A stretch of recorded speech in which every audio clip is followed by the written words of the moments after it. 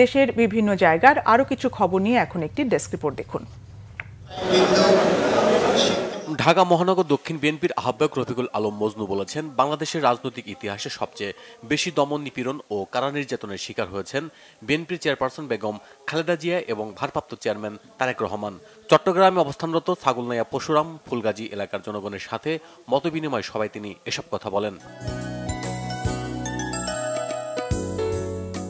বিএনপির ৩১ দফা ও প্রার্থী অদূত ভূঁইয়ার ধানের শীষ প্রতীকের সমর্থনে গণসংযোগ ও লিফলেট বিতরণ করা হয়েছে খাগড়াছড়িতে।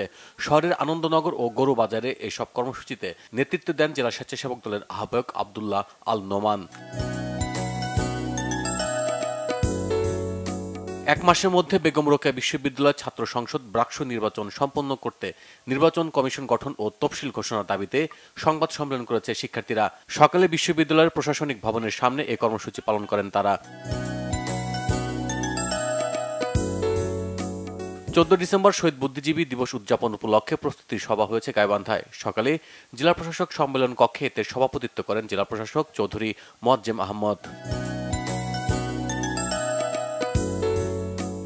বাংলাদেশ পরমাণু কৃষি গবেষণা ইনস্টিটিউট বিনার বার্ষিক গবেষণা অগ্রগতির পর্যালোচনা শীর্ষক 5 দিনব্যাপী কর্মশালা শুরু হয়েছে ময়মনসিংহে। সকালে বিনার অডিটোরিয়ামে এতে সভাপতিত্ব করেন সংস্থার মহাপরিচালক ডক্টর শরীফুল হক ভূঁইয়া। উদ্বোধন করেন কৃষি মন্ত্রণালয়ের অতিরিক্ত সচিব মোহাম্মদ আবু জুবায়ের হুসাইন বাবলু। গাজীপুরে অনার্স বিষয়ে অধিভুক্তি ও এমপিওভুক্ত করার দাবিতে লাগাতার অবস্থান কর্মসূচি পালন করেছে বাংলাদেশ অনার্স বিষয় অধিভুক্তি প্রত্যাশী শিক্ষক সংগঠন। সকালে জাতীয় বিশ্ববিদ্যালয়ের প্রশাসনিক ভবনের সামনে এতে অংশ নেন বিভিন্ন কলেজের শতাধিক শিক্ষক।